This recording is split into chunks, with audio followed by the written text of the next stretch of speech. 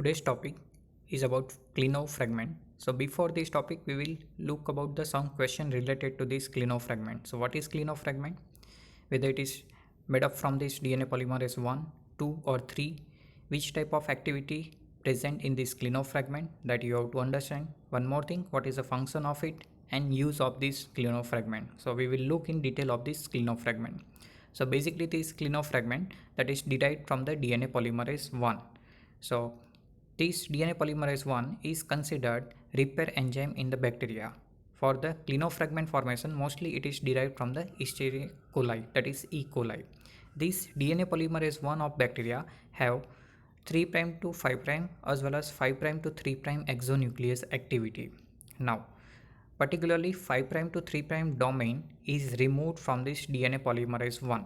So it is modified. So DNA polymerase 1 is modified, and this modification is about 5' to 3' domain removal. So whatever this remaining fragment retain the polymerization and proofreading activity.